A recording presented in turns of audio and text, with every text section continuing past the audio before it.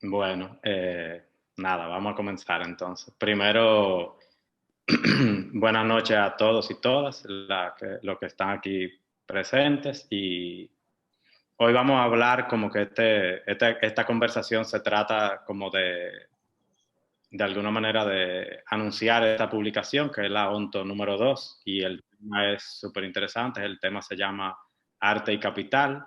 Entonces nada, primero yo soy Mauricio Sánchez, yo me imagino que algunos de ustedes o muchos de ustedes lo que estoy viendo me conocen y estoy trabajando actualmente con un proyecto también editorial que se llama Pardo. Entonces, primero también gracias a la gente de Onto y a la gente de Ediciones a Poco, son dos proyectos amigos, hermanos, de gente también como amiga. Y nada, comencemos. Yo creo que lo primero sería presentarnos, que la gente de Onto se presente, que la gente de Ediciones de a Poco se presente y a partir de ahí comenzamos la conversación. Vamos, Onto. Eh, Mi nombre es Juliana Ariza, ¿me escuchan? Sí, Juliana Ariza, artista visual y educadora dominicana. Resido y vivo aquí, en República Dominicana. Antes de todo, gracias Maurice por unirte como moderador y a todos los que están conectados. Con esta conversación nosotros damos oficial la puesta en circulación de la tercera edición de la revista Onto, que más adelante en la conversación iremos hablando sobre esta e información adicional. Mi nombre es José Morván y yo soy artista visual y diseñador gráfico.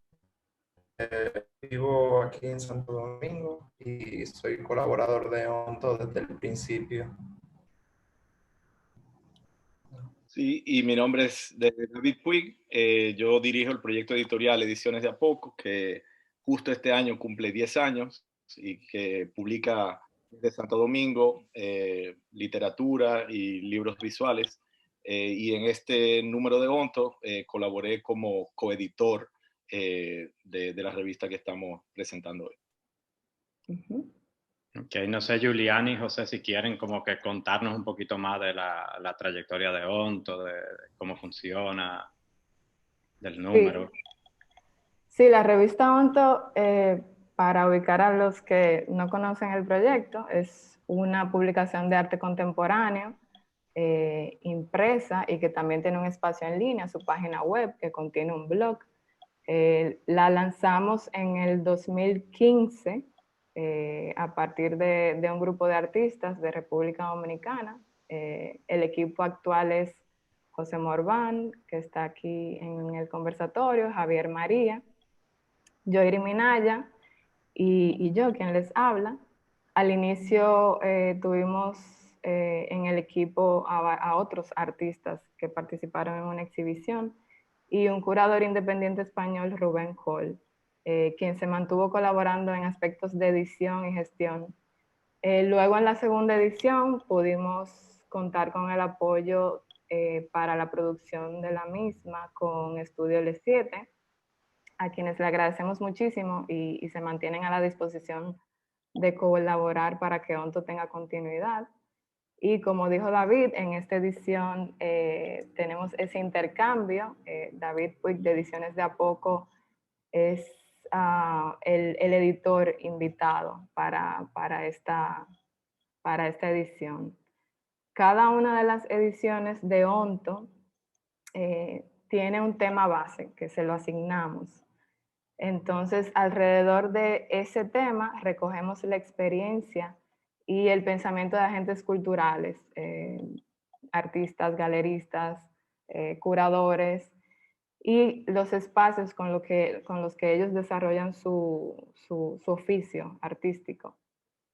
Y estos colaboradores entonces desarrollan ya sea textos o colaboraciones híbridas como conversaciones, entrevistas, ensayos críticos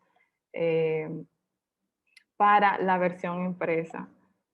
Por ejemplo, en cuanto a los temas que les hemos asignado anteriormente en la primera edición, que fue nuestro número 0, nuestro número beta, fue trabajado a muy bajo costo y en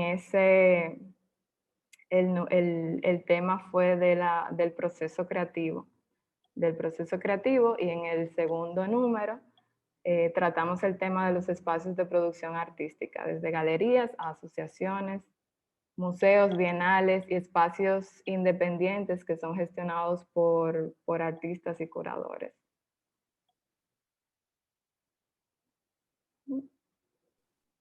Para continuar un poco con la conversación, yo creo que lo primero, ya entendiendo que estamos hablando con este equipo editorial de Onto, estamos hablando con David, que es de Ediciones de a Poco, que es una editora que ya tiene una trayectoria reconocida entre muchos de nosotros. Yo creo que lo primero que debemos plantearnos en esta conversación, yo creo que es una pregunta muy válida, es ¿por qué publicar? Primero yo diría que ¿por qué publicar una revista hoy en la República Dominicana, un país que conocemos que tiene una tradición editorial que yo creo que va decreciendo, tiene muy poca cultura de consumo de productos editoriales? Yo creo que aquí la gente está acostumbrada a no pagar por las revistas aquí se han convertido como en un objeto de barberías, salones de como de, tú sabes, como de cosas que están apiladas en una mesa, en una barbería, en un salón de belleza, cosas que están puestas en una casa, como que es algo que, como que la gente ha ido, de alguna manera,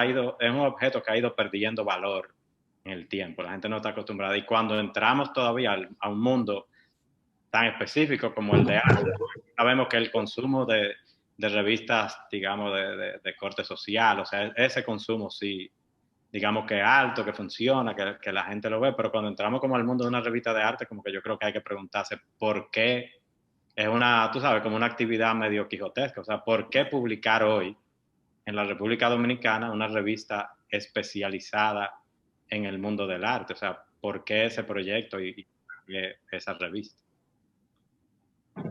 Sí, nosotros somos un grupo de artistas y eso realmente Onto siempre lo hemos entendido como una extensión de nuestra práctica. Y una cosa muy importante era que cuando hace 5 años, cuando salió el proyecto, no había una revista similar a esa. Entonces, para nosotros era muy importante la documentación de nuestro contexto y generar archivos, generar memoria de la escena en la que nosotros producimos. Entonces, quizá para nosotros que somos artistas ahora que estamos entre los 30 y 40, no había un espacio así. Queríamos que quedara una evidencia del proceso.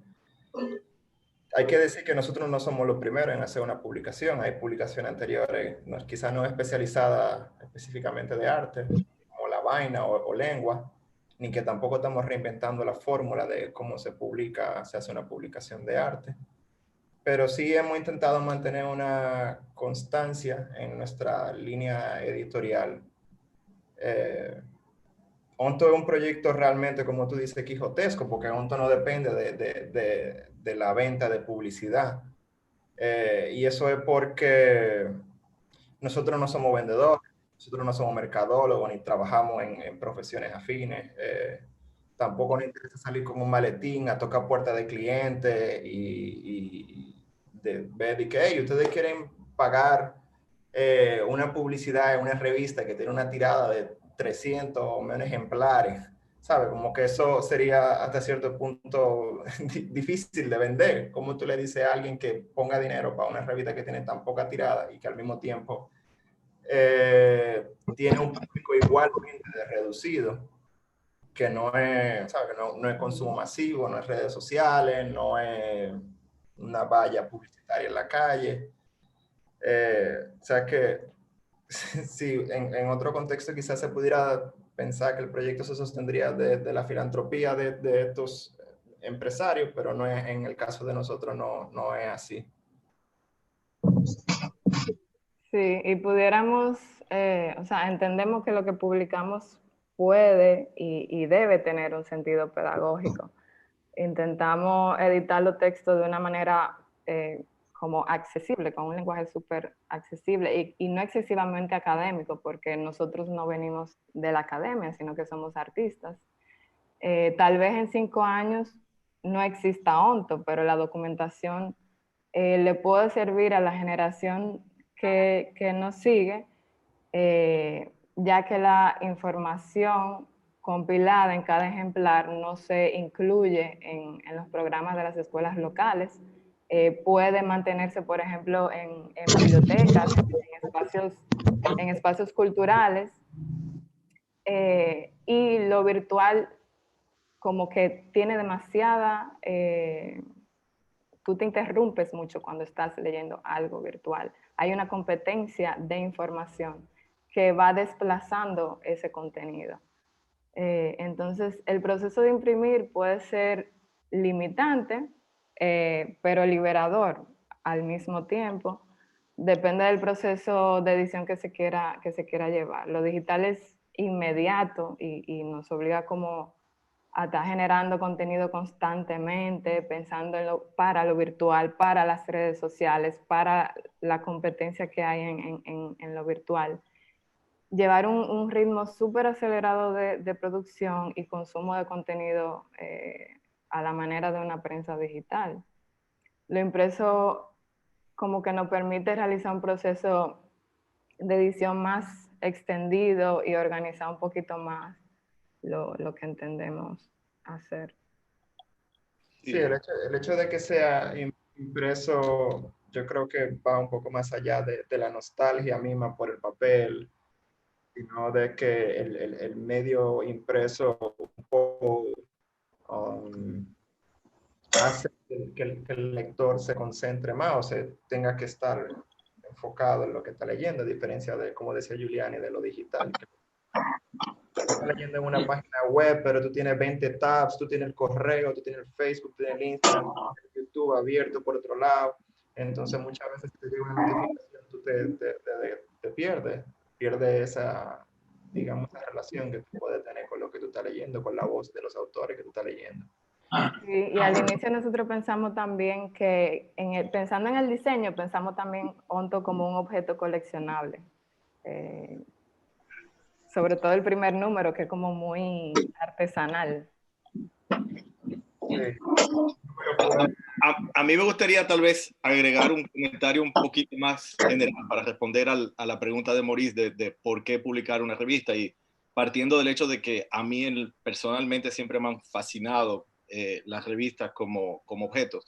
Yo pienso que en el mundo de lo impreso es lo más cercano a la idea de comunidad. O sea, el libro de un autor sería como un objeto individual, tiene un nombre, que es el nombre del autor, o sea, es una pieza que se le puede atribuir a una persona, mientras que la revista es realmente un espacio de colaboración. Siempre hay varias personas que son como el comité de pilotaje de la revista, y luego se invitan a otras tantas personas a participar.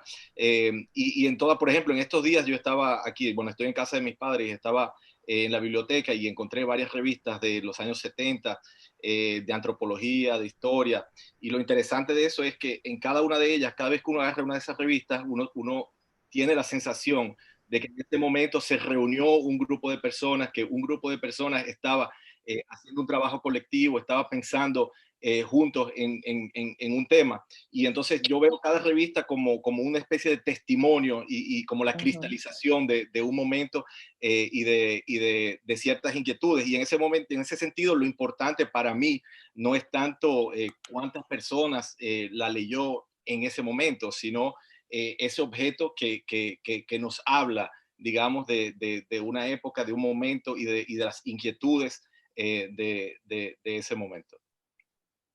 Yo también le preguntaba por eso, porque yo en mi experiencia personal tengo, no sé, desde que tengo casi uso de razón, he estado de alguna manera vinculado como público, como audiencia de una revista, y después desde un momento de mi vida empecé a vincularme ya como colaborador a varios proyectos editoriales, en algún punto como diseñador, en algún punto después como director de arte, después en equipo con gente que pensábamos mucho, como todo, como cuál era el concepto de la revista, cuál era el contenido.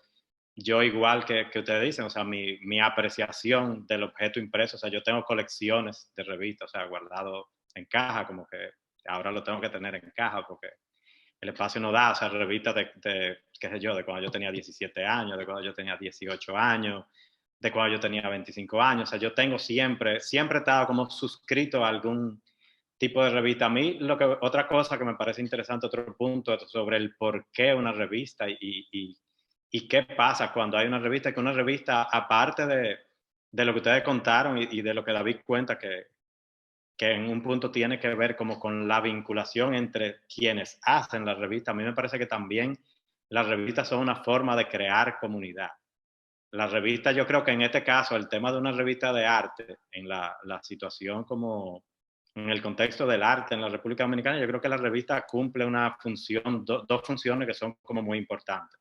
Una, la que comentó David y que comentaron ustedes un poco, que tiene que ver con esta documentación, con esa permanencia de la información, con esa forma de catalogar lo que pasa y de un poco contar como una historia al que todo el mundo va a poder tener acceso, pero por otro lado también como esa vinculación que genera en la audiencia, esa vinculación que genera como en el público, en la gente que vive de esa, digamos, que es parte de esa comunidad de arte y que se encuentra ahí, bueno, que se encuentran aquí hoy. Aquí hay gente hoy, aquí ponía Carlos que le recordaba cuando empezó la revista Lengua.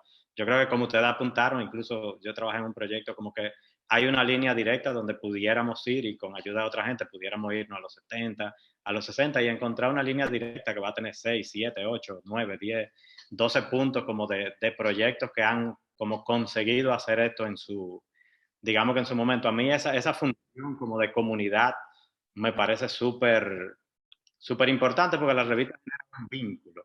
Y las revistas, generalmente, otra de las cosas que tienen como las revistas es que la comunidad que generan no necesariamente se limitan como tú sabes, como a las condiciones geográficas específicas. Yo creo que en el caso de ustedes, y lo podemos ver, en el caso de los libros de ediciones de a poco, se han visto en muchos sitios del mundo. En mi caso, incluso con Pardo, uno de los propósitos era tratar de un poco servir de plataforma como a la comunidad local y conectarla con la comunidad también, primero pensando como en Caribe y luego como una comunidad regional, digamos que hispanoparlante más grande, y en ese sentido hemos tenido, ¿sabes? Hemos hablado mucho de gente de Puerto Rico, gente de Colombia, diáspora latinoamericana en general, gente en España. Entonces, en ese sentido, me interesa un poco que hablemos de eso, que hablemos de estas colaboraciones, esos colaboradores que son parte de este proyecto y cómo se empieza a generar ese espacio, digamos que comienza por el Caribe. Sí, yo quisiera simplemente agregar una cosita antes de que entremos en el tema del Caribe y que tiene que ver con lo que tú dices, Maurice, que, o sea, en un medio en el que se escribe poco sobre el arte, que exista una revista es como realmente un estímulo. O sea, si cada cierto tiempo hay un tema que Onto plantea o que cualquier otra revista plantea, pues es una motivación para terminar algún trabajo que esté en curso o para empezar un trabajo, para desarrollar una inquietud. Y las revistas, tanto físicas como virtuales, tienen como ese carácter de ensayo, o sea, como que lo que se publica en una revista no es algo necesariamente completamente acabado, o sea, puede ser como algo que uno está tanteando, que uno tal vez va a desarrollar luego en una forma más amplia, o en el caso de Pardo, si tú publicas en Pardo el trabajo de un artista que está en curso, ese trabajo luego va a ir a tomar otra forma final en una exposición. O sea, yo creo que la revista tiene como que es, sí, es como un lugar hospitalario para las cosas que están en curso, que están inacabadas, y al recibirlas precisamente les da el impulso para que terminen, para que sigan adelante. O sea, me parece que eso es como algo bonito de la revista.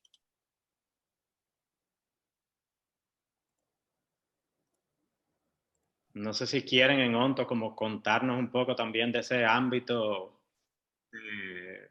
que también comentamos, ese ámbito de colaboración que genera la revista ya, digamos que como proyecto. O sea, quiénes intervienen en una revista, o sea, quiénes intervienen en este número de Onto y cómo se da ese tema de colaboración. Es otra de las cosas. O sea, las revistas como comunidad empiezan a lo interno, donde una comunidad, un pequeño grupo de personas se ponen de acuerdo y deciden llevar este proyecto editorial como a término, y por el otro lado entonces de nuevo está la otra comunidad. Pero en el caso de ustedes, o sea, ¿qué comunidad genera este número específico de ONTO en términos de colaboración? Sí, realmente el ONTO inicia siempre con una convocatoria abierta para que personas, en base a la premisa de un tema base, desarrolle una propuesta pequeña y a partir de esto se hace como una selección de esas para que se desarrolle en un número de palabras. Este tema de esta edición, Arte y Capital, fue pensado en cómo incide el aspecto económico en el desarrollo del arte dominicano y conectando con esas similitudes que se dan en el contexto artístico de otros países del Caribe. Entonces, al inicio del proyecto de ONTO, pensábamos todo como de manera local, pero conectando con artistas a través de entrevistas que se hacían, entendíamos que las situaciones o las debilidades institucionales o la falta de espacios, plataformas, que se difunda y se discuta el arte, no somos únicos con esa problemática. Entonces ahí quisimos en esta edición ampliar la voz de los colaboradores a también esas conexiones y similitudes con el Caribe. Sí, y al final es algo que pasa que muchas veces uno tiene como que tiene un espejo enfrente, digamos, y uno está constantemente viéndose a sí mismo y no está viendo qué está sucediendo afuera. Y para nosotros era sumamente importante comenzar a hacer relaciones con gente, no sé, de Puerto Rico, de Cuba, de Haití, y de otros países, de otras ciudades, de otros contextos.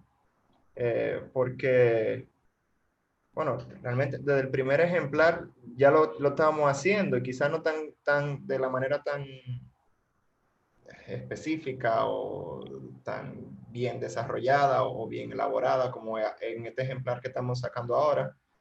Pero sí había ese interés por comenzar a crear esas redes, porque al final entendemos que de la comunicación, de esa interacción pueden surgir, hay muchísimas cosas en común y en esa interacción pueden surgir soluciones para los problemas que tenemos en común.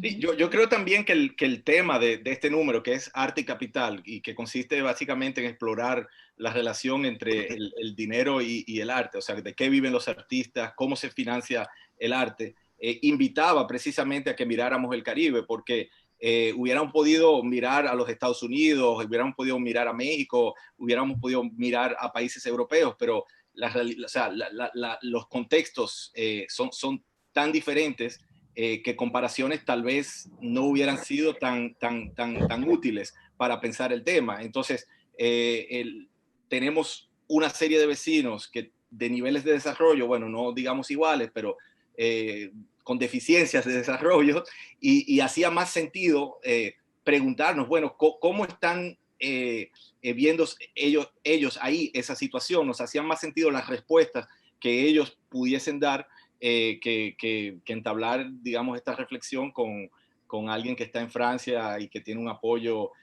mucho más amplio para desarrollar su práctica artística. Entonces yo creo que la necesidad del Caribe aquí viene un poco del tema.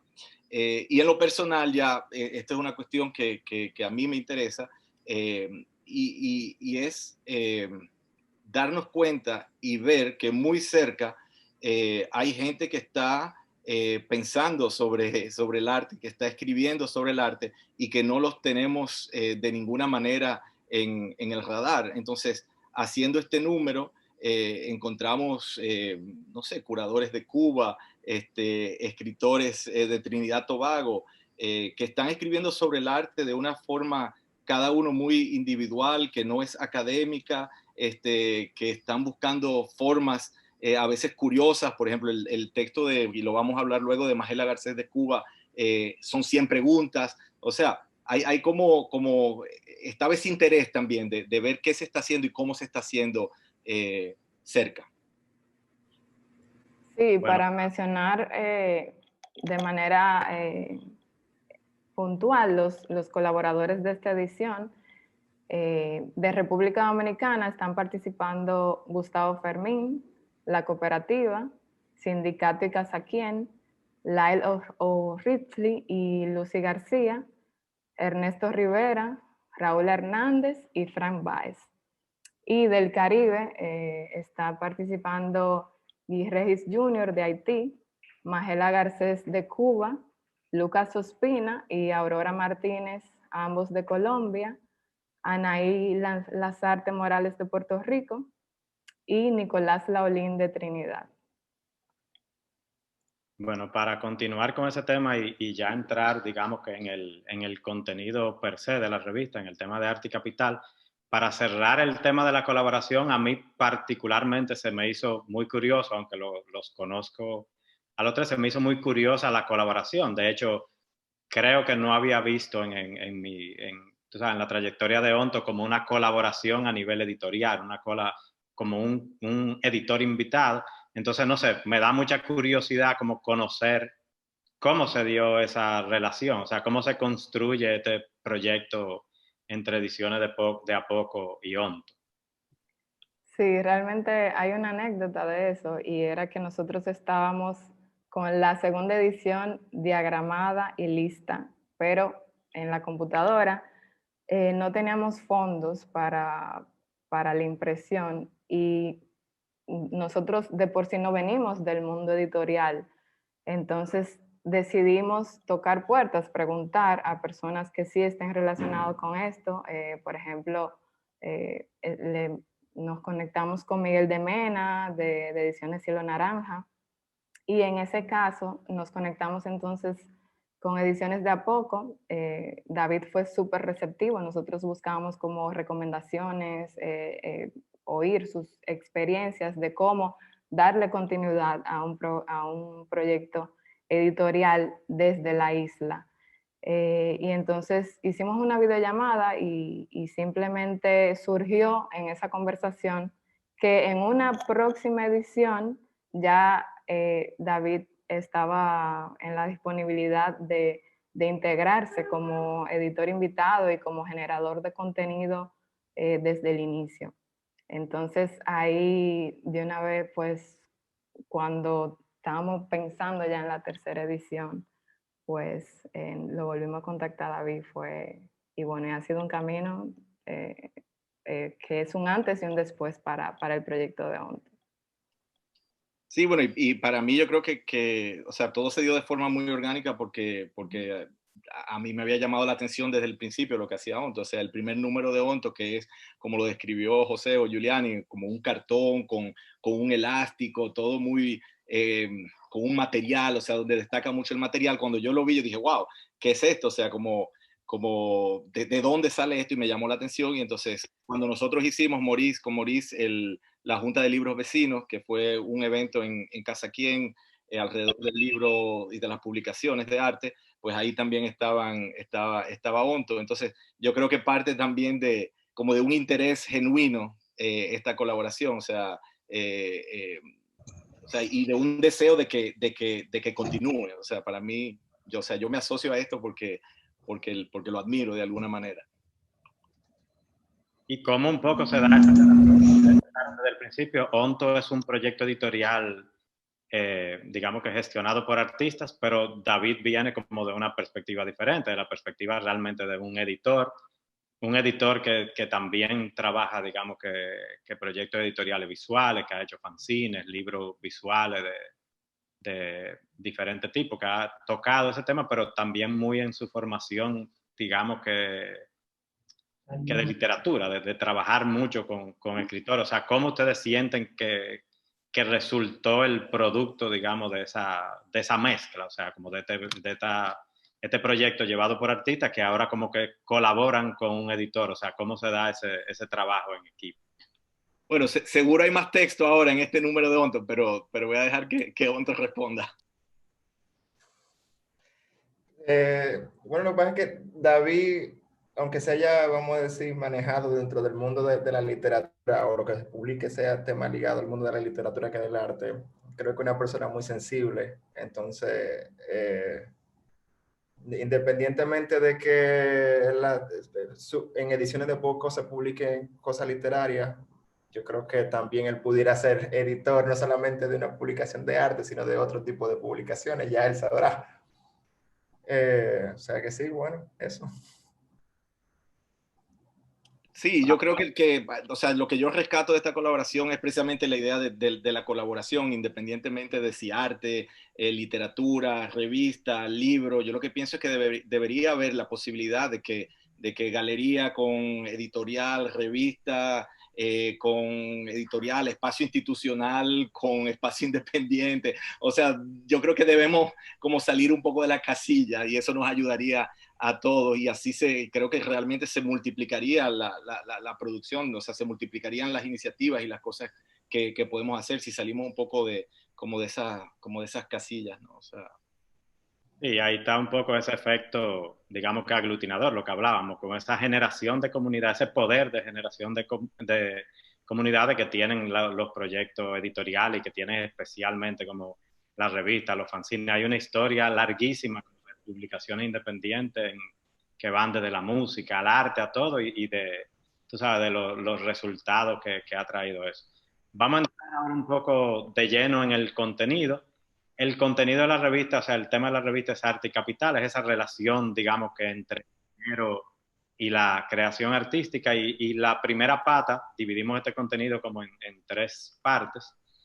La primera pata es el arte como dinero y habla mucho.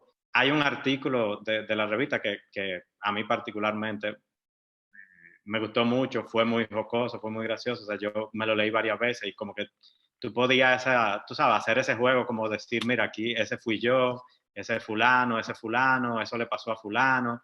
Como que era un tema con el que tú te podías identificar otra gente. Ese artículo es de Lucas Ospina, de Colombia, y él habla de qué viven los artistas. En el artículo, Lucas hace como cuenta todas las formas posibles de la que vive un artista, la forma en la que un artista, tú sabes, como que hace su arte y tiene, digamos, que consigue como financiarlo. Empieza hablándote de los artistas que viven de la renta, los artistas que viven de herencia, los artistas un poco como esa relación que hay entre arte y diseño, la que yo, por ejemplo, casualmente justo ahora en este momento comparto, le comentaba antes al equipo como que estoy a punto de probablemente cometer ese error, que es un poco de entender como de, bueno, mira, como que todo artista es en esencia diseñador, entonces como que quizá el arte tiene una salida comercial más limitada, pero el diseño tiene una salida comercial, tú sabes, como tiene más flujo, tiene más mercado, entonces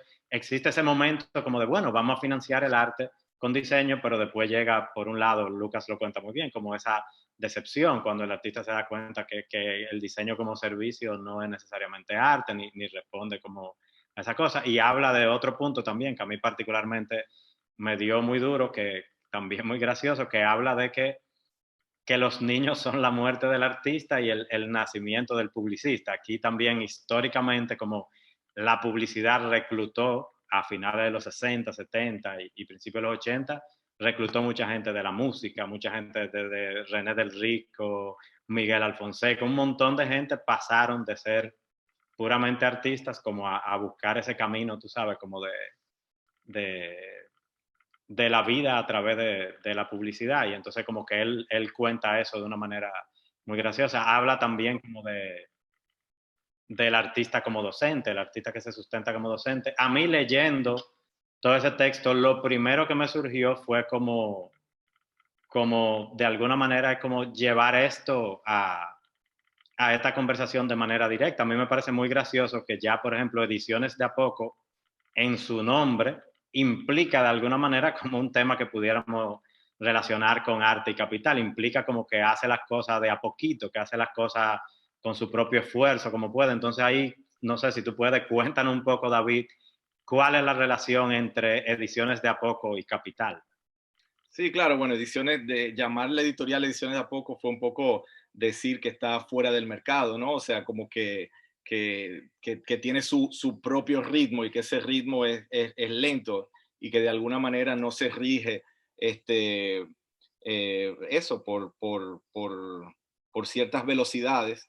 Y no se rige por esas velocidades no porque no quiere, sino porque simplemente en este contexto no hay un mercado, ¿no? Entonces, el nombre era eso, era decir, bueno, esto es algo que está fuera de mercado, que está al margen, y concretamente es algo que está como al margen de mi actividad principal, ¿no? Y entonces eso nos lleva al texto de Lucas Ospina, o sea, de qué viven la gente que están haciendo cosas creativas y cómo la financian. Bueno, en mi casa yo tengo un trabajo bueno, yo soy diplomático, me lleva por cada 4 años me muevo de un lugar a otro, pero Ediciones de a poco se mantiene de alguna manera en paralelo a eso, y si va de a poco es también porque se financia con los propios recursos que va generando, y fue algo que yo me planteé desde el principio, y es que yo no quería yo mismo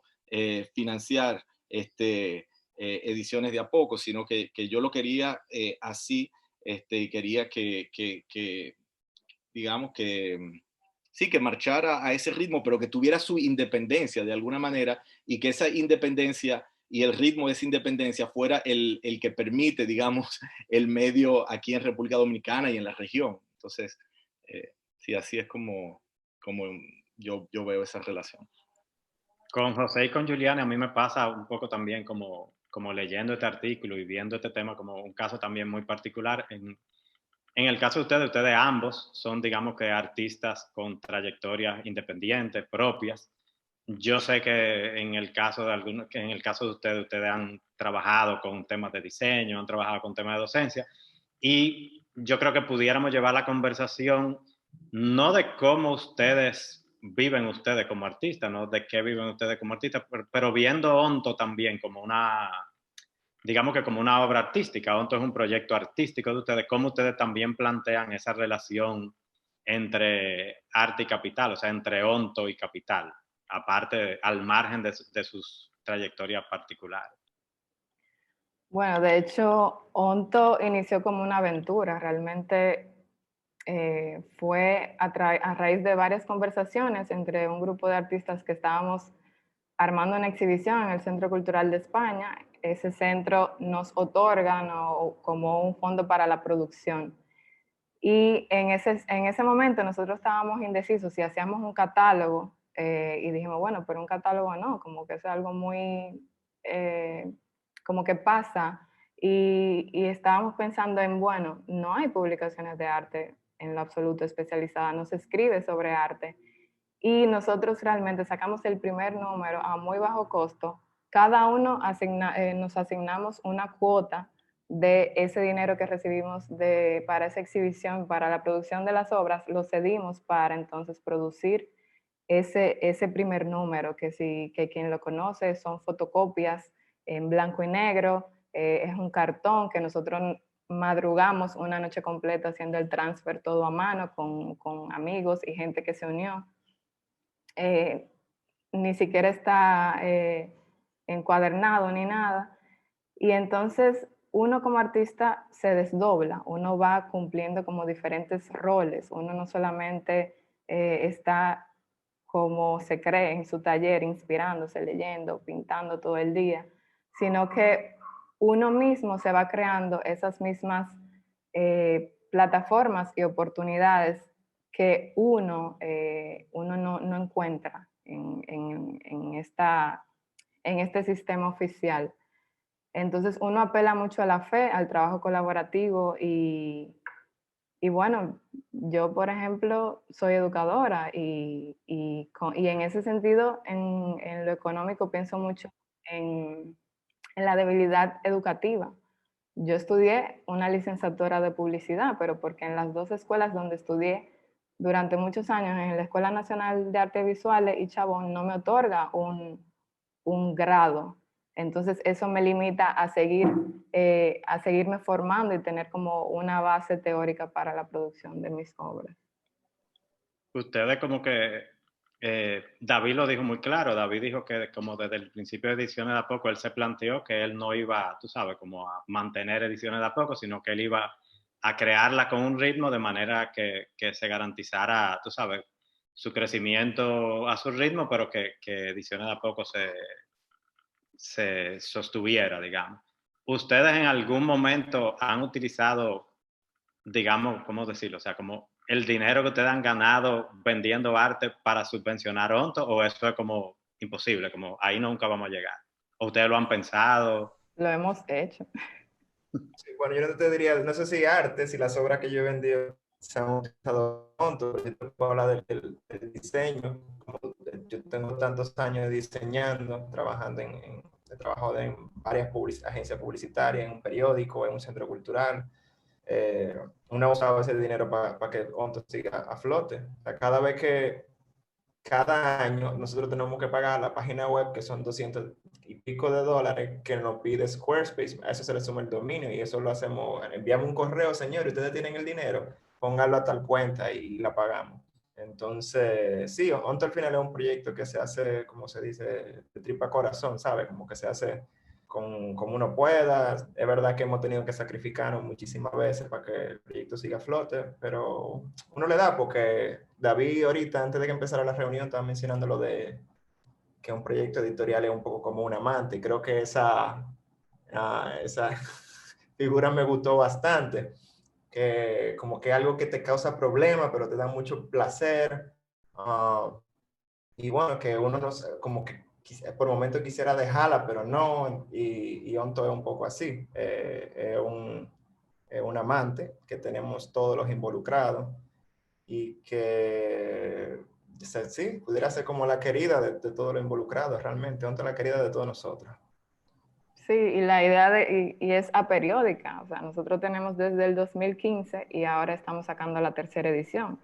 Siempre nos preguntan, pero ¿cada cuánto tiempo sale la revista o cuándo va a salir? Pero el mismo aspecto económico que incide en eso, en gran parte.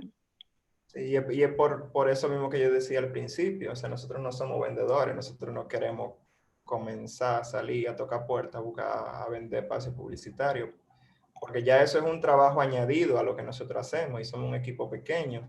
Tendríamos que quizá hacer que el equipo crezca, que más personas se unan, para nosotros seguir haciendo lo que estamos haciendo y que esas personas se encarguen de ir a tocar las puertas para vender los espacios publicitarios. Y tampoco, otra razón es que no nos interesa tener anunciantes, porque eso, no queremos que nadie condicione lo que se publica en Onto. Creo que eso es parte no sé, como de la magia del proyecto, como, o del cariño que uno le tiene, de que es independiente, es de nosotros, bueno, de nosotros y de la comunidad, porque así que lo vemos, como que no es una cosa netamente de nosotros, sino como una cosa que es para todo el mundo, para toda la gente que trabaja en nuestra comunidad. Y crea comunidad, como decían ahorita, porque la primera edición se hizo con un grupo de artistas que puso cada uno su dinero. La segunda edición, Estudio L7 se acercó a nosotros de manera espontánea para decir qué ustedes necesitan, por qué ustedes no sacan la próxima edición. Entonces ahí entonces ellos jugaron un juego de que determinó que el proyecto realmente continuara, porque inclusive estábamos pensando de que, bueno, vamos a hacerlo virtual, vamos a regalar vamos a poner este contenido en la web y ya, pero ya teníamos un compromiso con los colaboradores que habían cedido sus creaciones, sus textos. Y ahora entonces surge la cooperativa también que apaleó ese aspecto de dar la continuidad y el fondo para producirla. Sí, de hecho, ahora este es el momento, por primera vez en 5 años, donde las ventas de Onto finalmente se van a usar para producir el próximo ejemplar. O sea, ya con las ventas de este ejemplar vamos a poder tener un fondo para poder pagarle a todos los colaboradores que tengamos en un futuro. Bueno, para seguir hablando precisamente de la cooperativa, ahora que la mencionan, vamos a pasar como al segundo tema, que es el dinero para el arte. O sea, lo primero te habla de qué vive el artista, de dónde el artista saca dinero, cómo el artista financia su arte.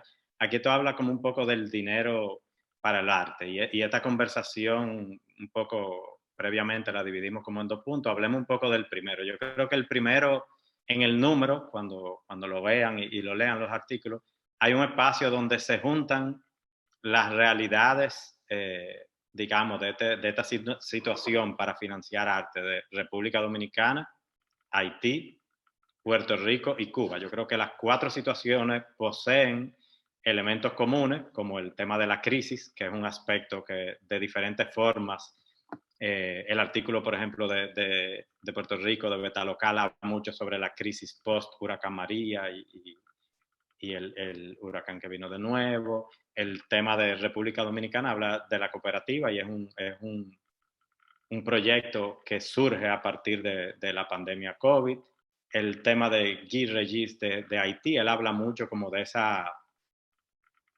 un poco entendimiento, como esa carencia de entendimiento del sistema o de las instituciones o del gobierno haitiano de entender el arte como lo que realmente es y de no invertir en el arte, que yo creo que ahí todos un poco sufrimos un poco de esas carencias institucionales. Y entonces llega Cuba como que tiene un caso cuasi contrario, donde la crisis yo creo que es también un tema que está en el centro de todo, pero donde en Cuba pasa lo contrario, más que la ausencia institucional, hay una presencia institucional a la que la gente no necesariamente, tú sabes, a la que hay un grupo de gente que va en contra y eso ahí puede tener otras repercusiones. Yo creo que hablemos un poquito, yo creo, sobre los cuatro casos. A mí me parece súper interesante, me parece que el tema de Haití y República Dominicana habla mucho de esa ausencia institucional. El caso de Puerto Rico habla mucho de la filantropía, del acceso como a esos fondos y a esas formas de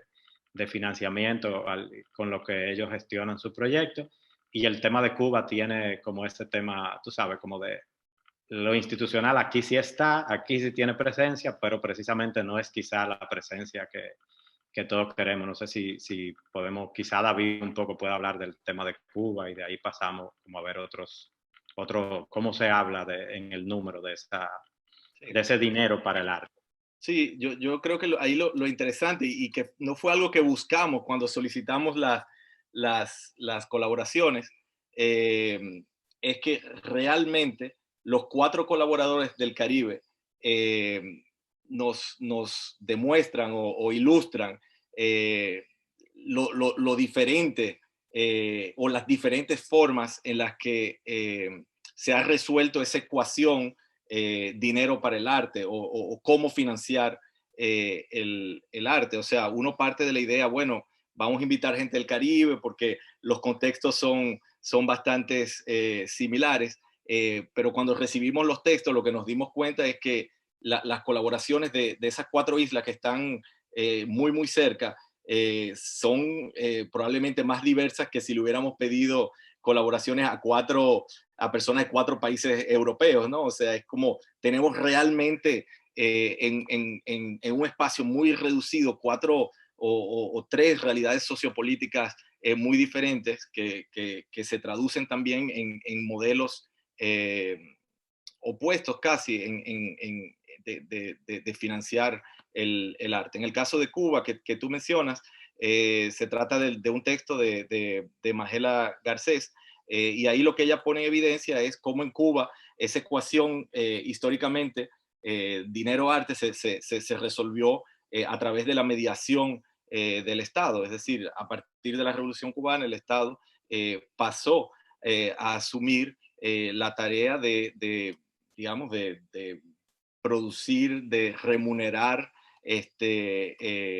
de auspiciar el arte, y de alguna manera ese modelo hoy, 60 años después de la revolución, y es lo que muestra el artículo de Magela, muestra sus límites que son bastante evidentes, ¿no? Entonces, por un lado tenemos un modelo cubano en el que el Estado casi omnipresente, y del otro lado, cuando leemos el texto de Guy Regis de Haití, es como el Estado completamente ausente en el medio artístico, ¿no? O sea, y yo creo que lo interesante de contrastar y de leer esos textos juntos es precisamente ver que no ha habido una solución satisfactoria en el Caribe para ese tema, y que estamos ante un desafío como sociedades, ante un desafío mayor, y es el de repensar precisamente todo el tema de la financiación del arte. A mí me parece interesante, así como tú dices, David, también el tema de los contrastes. Yo creo que cuando llegamos a República Dominicana, y quizá también hacemos el ejercicio de compararlo con Puerto Rico, vamos a encontrar siempre, en los cuatro ejemplos, vamos a encontrar siempre en el centro, tú sabes, la vulnerabilidad del artista. Esta persona que está de alguna manera como fuera del sistema, como fuera del radar, que la gente no entiende bien si lo que hace es un oficio. Está todo ese tema, o sea, todos estos clichés. El tema de por amor al arte significa hacer algo completamente gratuito, algo sin ningún tipo de, tú sabes, de relación material con lo que se hace. Por el otro lado, está el tema de que de alguna manera se ha demostrado que a veces no es necesario tener ni siquiera un peso para hacer una obra de arte, que a veces quizá tener un peso, como pasa un poco, y lo vamos a ver más adelante, se puede convertir en una obra de arte, el peso que tú tienes, o sea, con un tema mucho de intención. Pero cuando tocamos aquí República Dominicana, y lo vemos también en contraste con Puerto Rico, pasa algo muy interesante. Yo creo que, de hecho, justo lo comentaron Ani y José, y es que vamos a llegar a un punto que, no sé, que yo personalmente no me voy a cansar de mencionar, que es el tema de la cooperativa. La cooperativa, entre las cosas que ha hecho es, por ejemplo, que este número de Onto sea posible, y la cooperativa demuestra que ante el abandono, la inconformidad con el tema institucional en un país que está acostumbrado a como que... Pues yo creo que la cooperativa planta por primera vez un ejemplo, como este país es muy dado a buscarle soluciones particulares a problemas colectivos. Y esas soluciones particulares, queriendo decir por particular, que de alguna manera no están resueltas por el Estado, como el tema de la electricidad, como el tema del transporte, nos han llevado al mundo donde vivimos hoy, que es un desastre. Es un país lleno de planta eléctrica, un país lleno de carros que no cabe ya uno arriba del otro.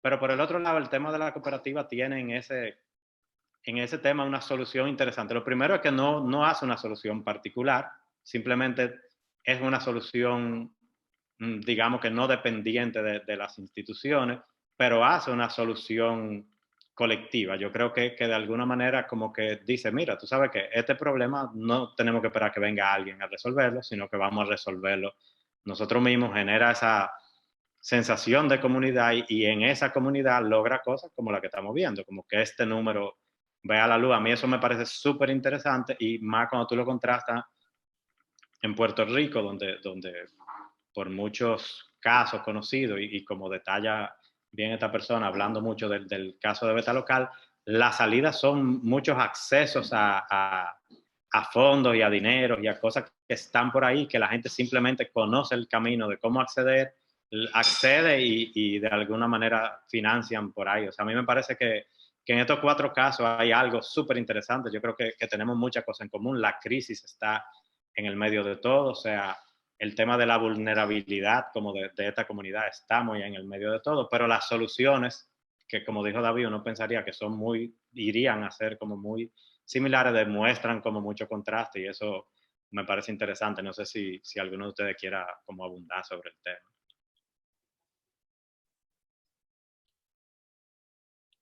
Sí, bueno, tal vez tú estabas mencionando el caso de Puerto Rico, que es muy sui generis, ¿no? Y ese es el artículo de Anahi Lazarte, que es miembro de Beta Local, y ella explica cómo en Puerto Rico, y eso es algo que no se da, bueno, obviamente no se da en Cuba, no se da en Haití, y no se da aquí en República Dominicana.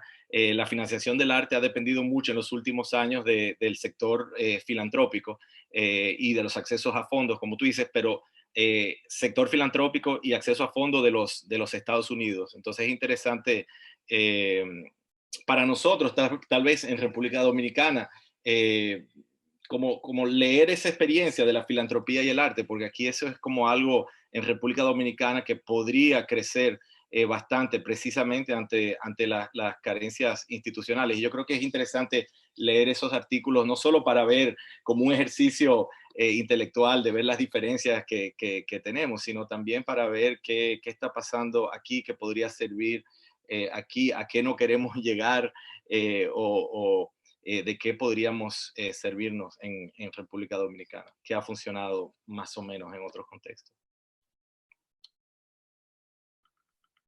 Aquí, dentro del mismo tema de el dinero para el arte, hay otra serie de artículos que a mí particularmente como lector me resonaron mucho y no pude evitar como generar una especie tú sabes, de comparación.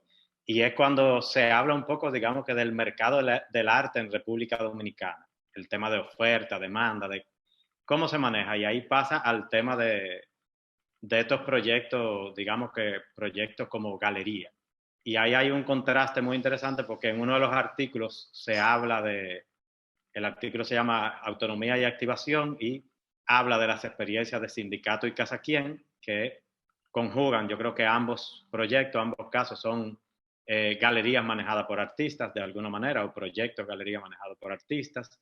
Hablan mucho de ese compromiso, de esa relación entre autenticidad y lucro, como que un poco el surgimiento, el nacimiento de esos proyectos no está vinculado directamente con el lucro, sino que viene más desde la mirada de un artista y tiene más que ver como pasa con ustedes con Onto, que Onto se convierte en una extensión de su obra, de su trabajo, digamos. Yo creo que en el caso de Laura y Quiqueya, en el caso de Amy, como que la galería también se convierte como una extensión de su trabajo, como que tú pudieras hablar de ese proyecto y pudiera hablar también de proyectos como más personales. Después ahí también como que te habla mucho ¿sabes? Del contexto local, de si existen coleccionistas, de si existen compradores, del tema, se toca también el tema del apoyo estatal y la institucionalidad o la falta de ambos. Se habla también un poco de la formación, se habla de cómo poca gente en el sistema como de educación artística ha tenido como, digamos que como formación en el tema de gestión, en el tema, incluso el mismo artista en el tema de documentación, de trabajo artístico que ya tiene que ver como con esta, no solo con la creación, sino como con esta relación con el mercado, con el mundo de la galería. Contrastar ese artículo con el próximo es inevitable, como que el próximo artículo habla de dos caras del polígono. Estos proyectos también, como que Sindicato y Casa Quien, como que Sindicato en su concepción no tiene una casa, sino que hace de su casa cualquier sitio y Casa Quien es muy, aunque también hace proyectos fuera de Casa Quien, pero tiene también como una vinculación muy especial con el lugar, con el venue, como que hace que la gente ahí entre a esa casa. Entonces después hay un par de artículos que hablan de este artículo que habla de las dos caras del polígono y tiene el tema de la galería de Lailo Reitzel y la galería de Lucy García. Y ahí también es imposible como no hacer la comparación. En este caso estamos hablando de galeristas, no de artistas. En ambos casos estos galeristas de una manera u otra son herederos de su negocio, no en el sentido de que alguien le dejó el negocio y estaba ahí, sino como que la creación de esos proyectos fue muy influenciado en el caso de Lyle por la mamá y cosas que Lyle vivió como en su casa y en el proyecto de la mamá, y en el caso de Lucy también muy influenciada como por una época en la que el papá se involucra como en este mundo del arte y ella también se involucra en este mundo del arte y ahí va como creciendo. Me parece súper interesante también estos dos proyectos, los proyectos del polígono están en el polígono central, en el centro de la ciudad. Los otros proyectos como que eligen estar donde quieran estar o están en la zona colonial, que es un lugar como más, digamos que tradicional, como de un momento más tradicional. Y también el tema como de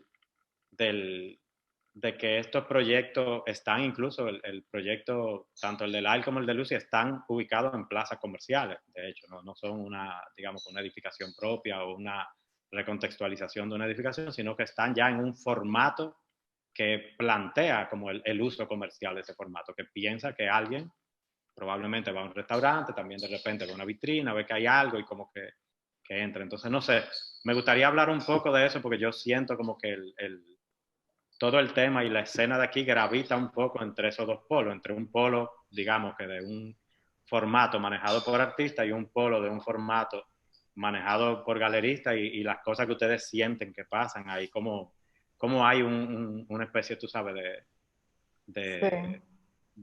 de vinculación con esos proyectos, los cambios generacionales que han traído esos proyectos, a mí siempre me ha parecido como súper interesante. Sí, en términos editoriales, nosotros queríamos hacer un mapeo de las galerías de Santo Domingo y de República Dominicana, pero bueno, la mayoría de las galerías están en Santo Domingo. O sea que era inevitable, sabiendo eso, de que estas galerías tienen todo este tiempo, no entrevistarla, especialmente cuando estamos hablando de arte y capital. Teníamos que saber qué opinaban esta gente acerca del mercado. En el caso de Sindicato y Casa Quien, como uno ha colaborado con ellos, ya la conversación se dio un tanto diferente. Y para nosotros, bueno, son proyectos que nos parecen únicos en todo el sentido. Único sindicato porque no tiene un espacio, es único aquí en el país y en la ciudad. No tiene un espacio y los proyectos que hacen no son necesariamente comerciales. Y Casa Quien también por igual, o sea, los proyectos no siempre tienen ese enfoque comercial, o sea que ellos un poco operan como operamos nosotros en Onto, que hacen proyectos que no necesariamente le va a dar una remuneración. Entonces, ese contraste, nos interesaba tener ese contraste entre todo proyecto y Lyle y Lucy, que bueno, son galerías que como tú bien dices, son galerías que están en plazas comerciales. Yo creo que el hecho de que estén en plazas comerciales dice mucho de lo que son. O sea, ya desde la locación le da como un sentido, una connotación de la cual quizá ellos mismos no se puedan alejar. De hecho, en la entrevista, Lal comenta algo como que cuando él empezó, él estaba en la Plaza Andalucía y la gente iba a caminar a ver vitrinas. Y para mí eso, o sea, esa idea de la gente caminando, viendo vitrinas, y que él dice que antes es como que ahora todo es a través de las redes sociales, que ahora las redes sociales son la vitrina, pero que antes la gente caminaba. Entonces, para mí, esa idea del arte en una vitrina, enmarcado dentro de un contexto comercial, y que se reconoce a sí mismo como bien comercial, como bien, como un producto, me parecía como que, no sé, como que había que resaltar, que se tenía que mencionar y que se tenía que contrastar con estos otros proyectos como Sindicato y Casa Quien. Sí, y además ese contraste nos interesaba porque Casa Quien y Sindicato toman riesgos y eso es algo que se vincula con el ejercicio de crear arte. Uno toma el riesgo ya de por sí de tomar esta profesión como la nuestra. Ellos exploran y tratan de apalear con lo que las galerías comerciales pues dejan de lado. Por ejemplo, es más sencillo vender una pintura bidimensional, un trabajo bidimensional, que hacer proyectos espontáneos, hacer proyectos efímeros o con medios artísticos como instalación o videoarte, que no necesariamente tú tienes la garantía de que vas a generar dinero por mostrar ese tipo de trabajo. Y nos interesaba ver cómo la movilidad de esos espacios, cómo depende de dónde se sitúa, hacia dónde se desplaza las personas de clase alta con poder adquisitivo, cómo eso determina la ubicación de esos lugares privados que se comercializa el arte.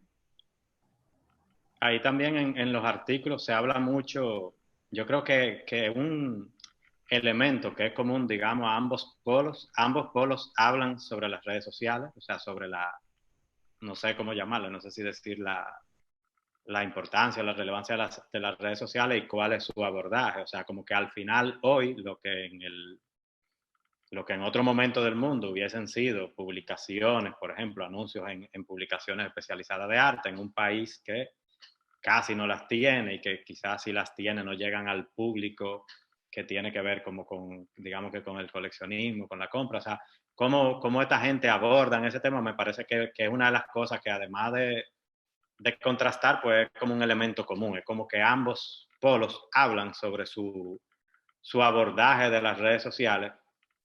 Y otra de las cosas en la que caen, digamos, que ambos, como que ambos lados, es que hablan un poco del tema de las ferias, que me parece que tiene muchísimo, yo creo que hablar como de, tú sabes, del mercado del arte y no entrar en el tema de las ferias es como, tú sabes, como perderse como el elefante en la habitación.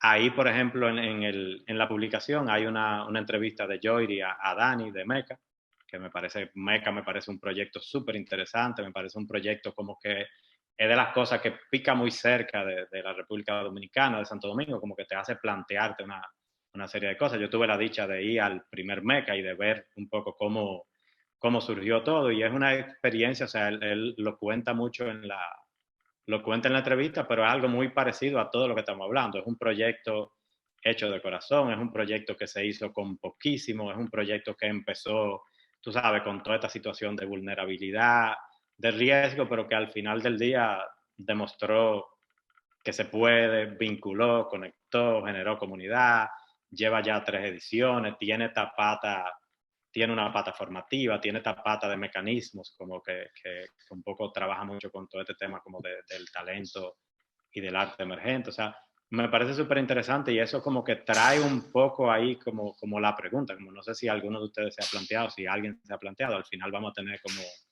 una sesión de preguntas y de conversación abierta, como una feria en República Dominicana. Eso es algo más quijotesco que hacer onto, que hacer ediciones de a poco. Es una locura, no tiene sentido, sería un disparate. Es algo que puede hacerse, digamos, que en un formato más parecido al de Meca, un formato más independiente, más parecido al de la cooperativa, al de una feria hecha por los mismos artistas para los mismos artistas, sin esperar que nadie venga y haga la feria y inscríbete aquí y anótate en este booth y tú vas a tener tantos metros o lo que fuera. Pero no sé, me gustaría que hablemos un poquito de eso, como de la feria, de su rol como también como el rol de la feria lo vemos como, tú sabes, la feria es un sitio para comprar, es un sitio para generar conexiones, la feria es una posibilidad en la República Dominicana.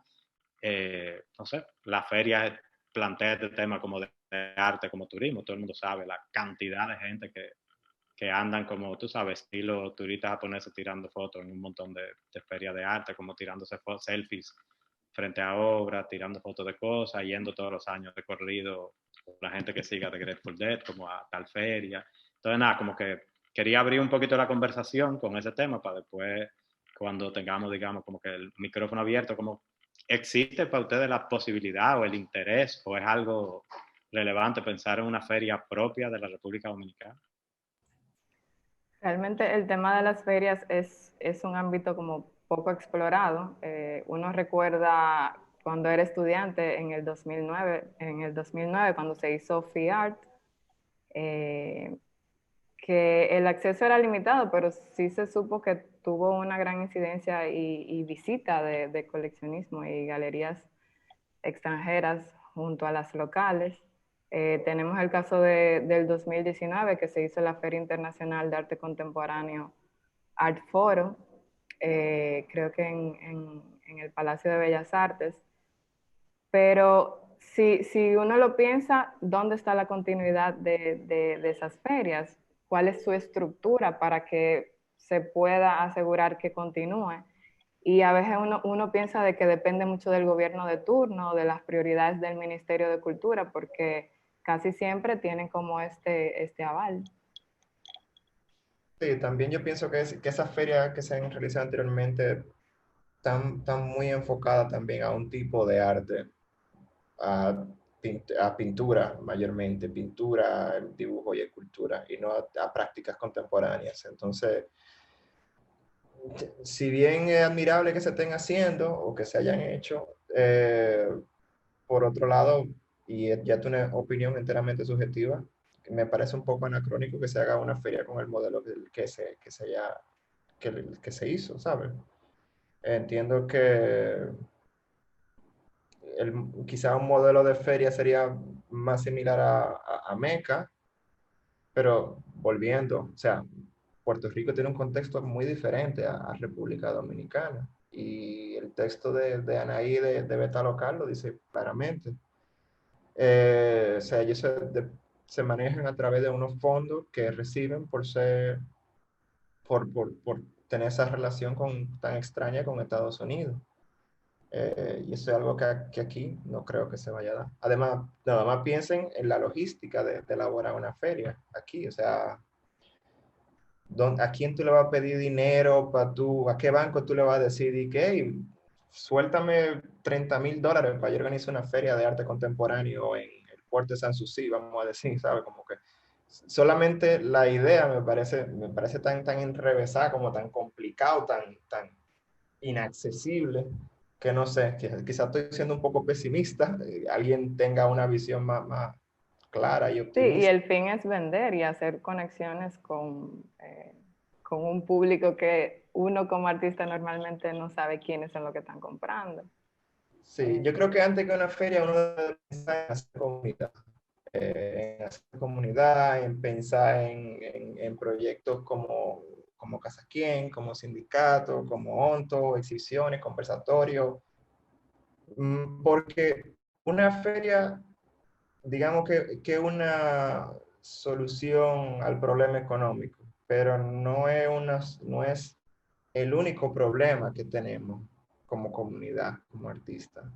Eh, Pueden ser, porque una feria y no un programa de residencia, por ejemplo. Y una residencia de igual manera también está ligado al capital. O sea, que te ceda un espacio para tu trabajar es una cosa sumamente necesaria. O sea, yo he tenido la dicha de que como que de siempre he encontrado, siempre me lo he buscado para tener un sitio donde trabajar. Cuando era mucho más joven, mi abuelo me cedió una habitación de su apartamento. Luego yo me mudé y con unos amigos tenía un estudio que compartíamos. Ahora tengo como una casa que me lo permite, pero de igual manera un espacio para tu trabajar es también tan importante como alguien que te esté vendiendo. Porque como un espacio que donde tú puedas vender. Porque si tú no tienes donde producir, tú no tienes que vender. Ahí hay algo también en la conversación, digamos, como en la conversación, no solamente en la de Dani, sino en la conversación en la que hablamos como del ambiente de galerías de República Dominicana. Las 4 galerías o los 4 proyectos entrevistados van a ferias. Van a ferias probablemente con enfoques diferentes, algunos van a ferias, quizás todos van con la intención de que ojalá algo se venda, algunos van con la intención más de generar comunidad, de generar conexiones, pero yo sí pienso, y aquí como que con esto podamos dar pie a entrar al próximo tema, como que esa presencia en ferias, digamos que de algunos actores individuales, de algunos proyectos locales, como que muy probablemente han incidido como en el tema de crearle un valor al arte dominicano en el contexto, digamos, en el contexto Caribe, en el contexto mundo. ¿Ustedes no lo sienten así?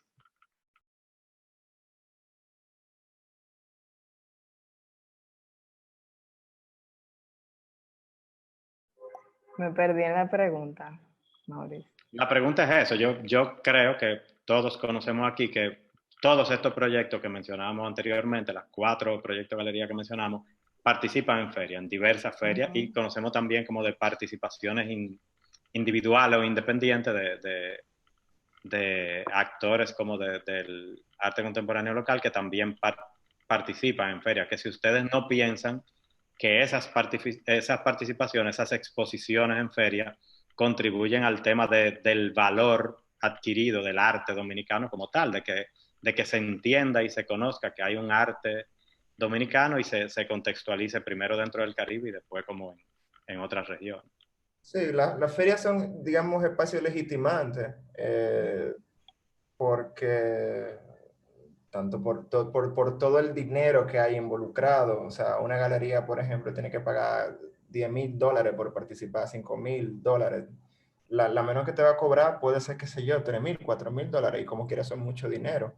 O sea, ya participar en una feria es una inversión y puede volverse un gasto, además de los costos de los viajes, el hospedaje, tener una persona que te dé en el boot durante todo el tiempo que dure la feria. Es complicado, ¿eh? Yo creo que por eso de alguna manera los artistas locales que han participado en feria, su carrera se ha impulsado un poco más rápido que los artistas que solamente están exhibiendo aquí, porque ya se insertan dentro de ese mercado internacional, de nuevo están en un espacio legitimante, están creando conexiones con gente que de otra manera no lo estuviesen haciendo. Y bueno, sí. Con La este, feria, son como realmente las ferias son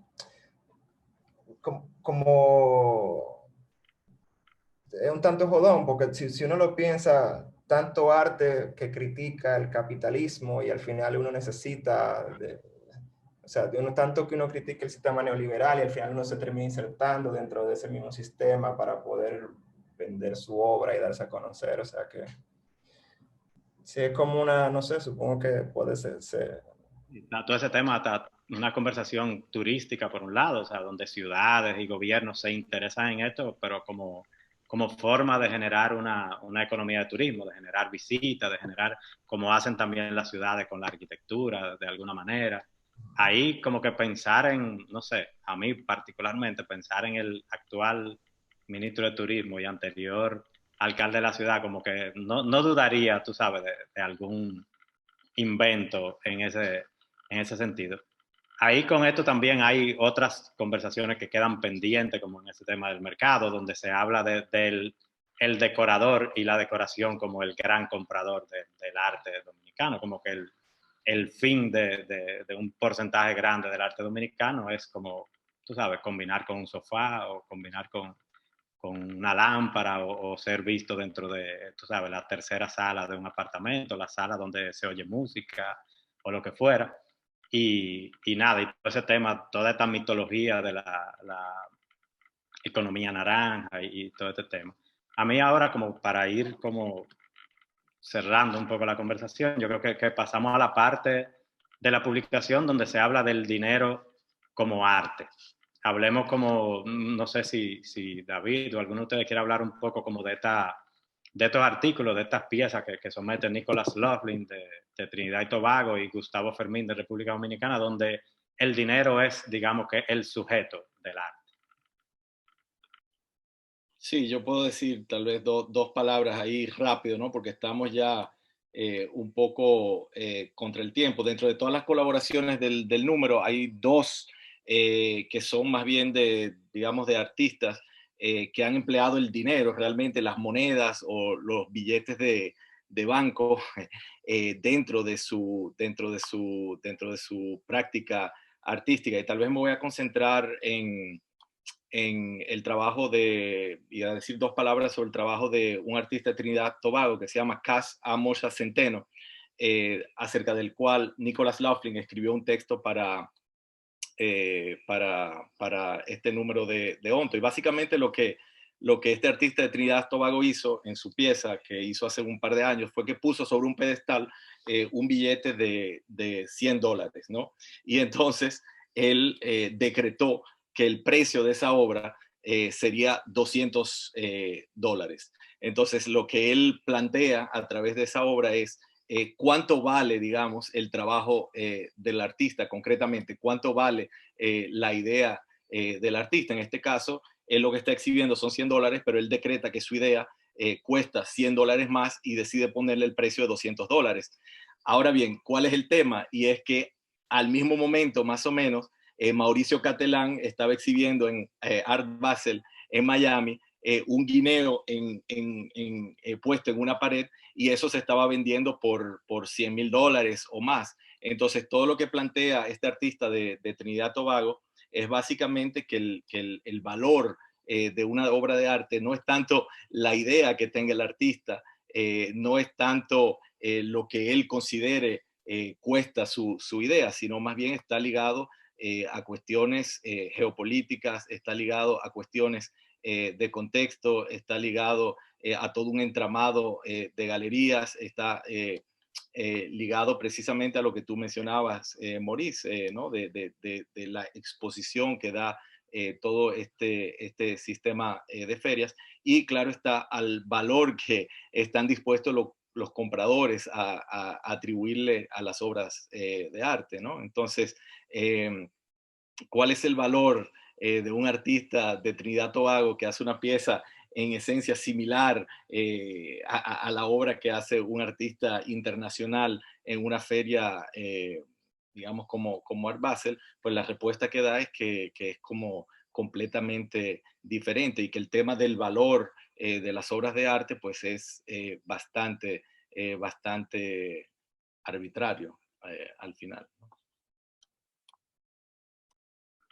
A mí aquí, ya para ir cerrando un poco la conversación, me gustaría cerrar igual que cierra la revista. Esta sección, digamos, que de dinero como arte, cierra la revista con la última colaboración, el último artículo, que es un artículo de Frank Baez sobre Tony Capellán, que dice Una casa para Tony Capellán.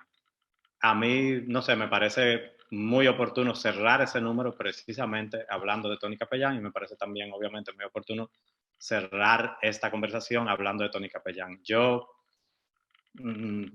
no soy la persona, obviamente, y menos de todas las personas que están aquí, que más conoció a Tony Capellán. Yo tuve como la dicha de conocer a Tony por vía Miguel de Mena. Yo conocí a Tony, tú sabes, como público de fiestas del libro de Cielo Naranja, después en casa de Miguel. Tony en un momento me contactó por un proyecto que él estaba revisando de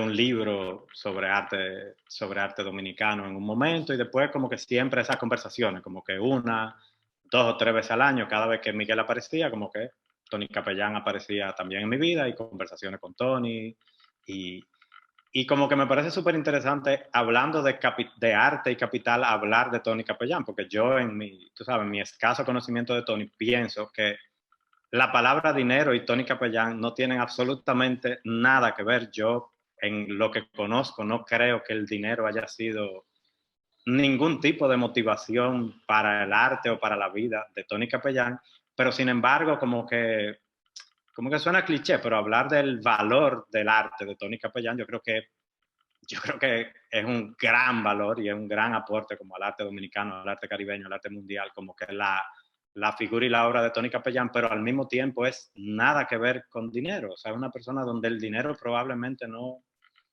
estaba simplemente en la ecuación. Es una persona que hacer arte a Tony Capellán le costaba probablemente 0 pesos. Estamos hablando de una persona que iba caminando al malecón, recoge una serie de cosas, la mete en su mochila, camina a su estudio, trabaja, emplaza esto en un sitio. Yo quedé muy impresionado, o sea, cuando vi como el trabajo de Tony en bienales, como principios de los 90 y eso, y es como, literalmente, es como el arte invendible, incomparable. Entonces, no sé, me parece interesante, ahí como que podríamos cerrar la conversación entre nosotros con cualquier intervención y abrir un poco los micrófonos, porque estoy seguro que mucha gente de la que está aquí conoce a Tony Capellán mejor que alguno de nosotros, pero me parece importante como cerrar esta conversación de arte y de capital en este contexto, hablando de el valor del arte de Tony Capellán.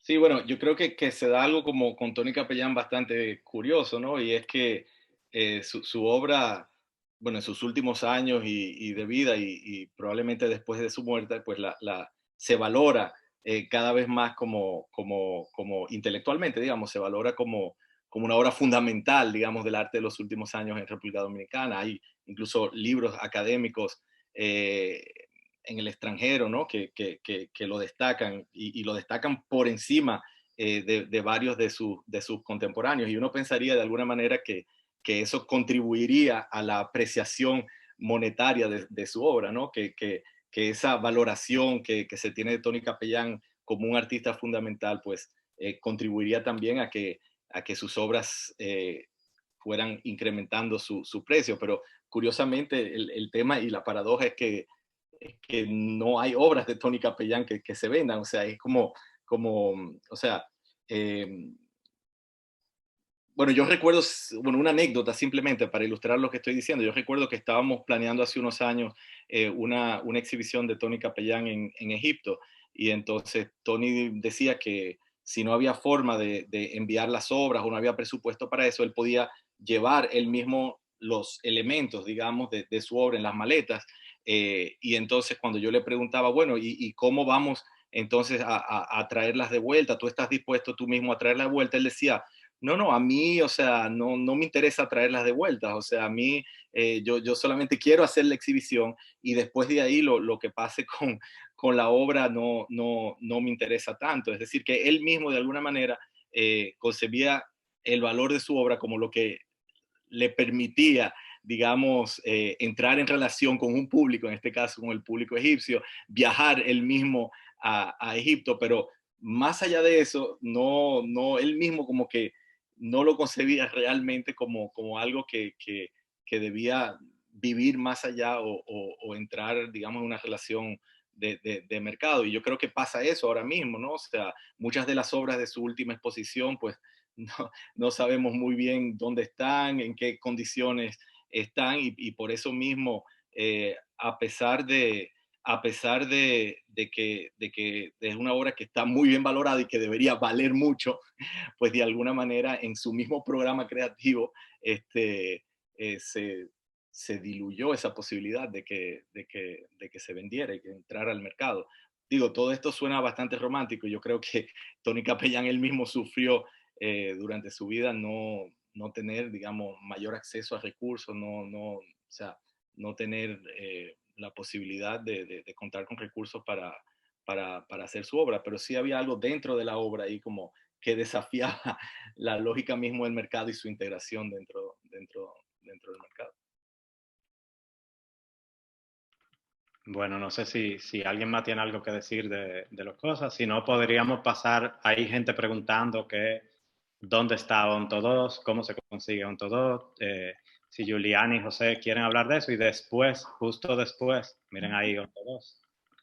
Y justo después de eso, yo creo que podemos pasar a unas preguntas si no tienen sueño, si no están muy cansados. Y las preguntas, no sé, yo con este tema del chat, a mí un poco, tú sabes, yo no soy la persona más diestra con el tema del chat. Yo creo que podríamos pasar a las preguntas simplemente de manera ordenada. Cada quien que quiera hacer una intervención, una pregunta, un comentario, simplemente abrir su micrófono y preguntar directamente a cualquiera de los involucrados o hacer su comentario, y hagamos eso organizado por un ratico, tú sabes, no muy extenso. Entonces, Julián y José, los dejo y a partir de ahí como que comencemos.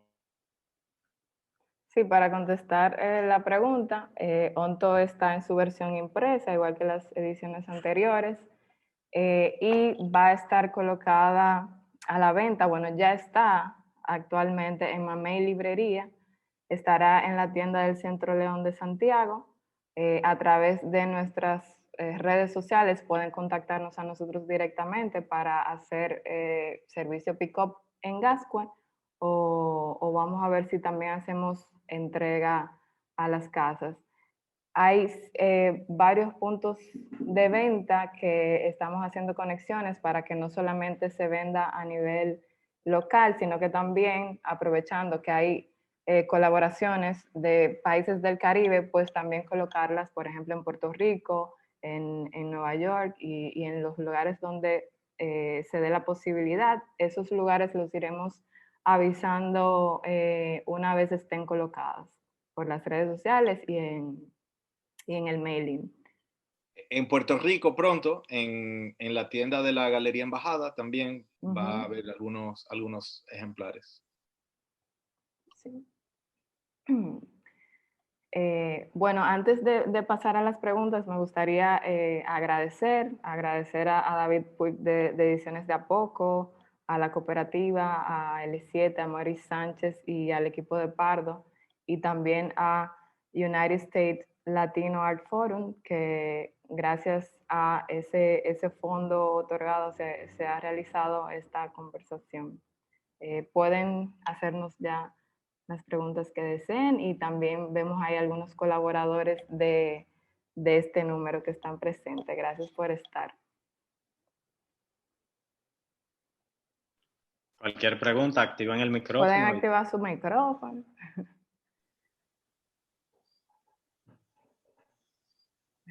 Sí, en el chat. Hola. Hola Raquel. Qué bueno verlos y qué lindo encuentro, gracias.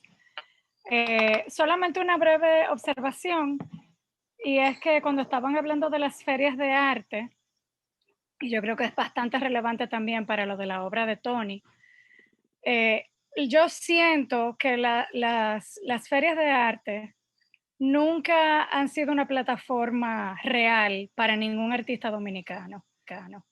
Quizás estoy equivocada, quizás en otra generación hubo alguno, pero realmente yo creo que las plataformas más importantes para los artistas dominicanos a partir de los 90 siempre fueron las bienales. Y yo sé que en el caso de Tony fue muy así. Yo sé que Tony fue a Johannesburgo, que fue varias veces a la Bienal de La Habana, que otros artistas de los 90 también fueron a la Bienal de La Habana, algunos a la Bienal de Venecia. Y yo siento que aunque nunca se logró tener, digamos, un mercado contundente para esos artistas, sí se logró crear unos vínculos que fueron bien importantes en esas relaciones y que esos vínculos de alguna manera eventualmente en algún momento puntual también permitieron algún tipo de transacción comercial, aunque no fuera directamente comercializar la obra, pero sí accesar a algún coleccionista, accesar a alguna institución que fuera importante y relevante para la continuidad de la producción de esa obra en particular.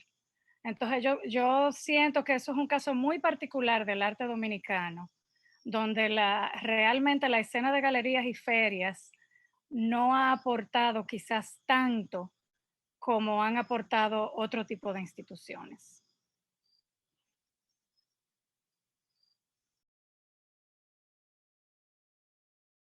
Gracias, Raquel. ¿Cualquier otra persona que quiera decir algo, preguntar algo?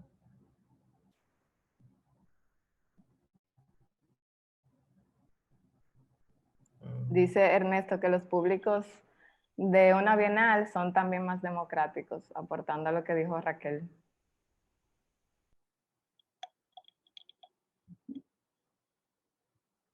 Nos gustaría que nos dejen su correo electrónico, puede ser de manera privada o ahí en el chat, para incluirlos en el mailing y así uno los mantiene al tanto de los puntos de venta donde estará Onto y nada, nos pueden contactar. Bueno, si no tienen más preguntas ni comentarios, si nadie tiene una intervención, de nuevo, gracias a todo el mundo por estar aquí presente y gracias a José Giuliani de Onto y a David de Ediciones de A Poco por de nuevo una oportunidad para colaborar y para, tú sabes, para generar este tema de comunidad, para vernos como todo de vez en cuando en medio de esta pandemia. Parece que en algún momento antes del 2023 nos veremos probablemente ya físicamente. Sí, ojalá. Queríamos hacer esto en un parque, pero las cosas van cambiando, las reglas. Bueno, señores, pues muchísimas gracias. Cualquier información, contacten a los chicos de Onto y nada, gracias por estar todos.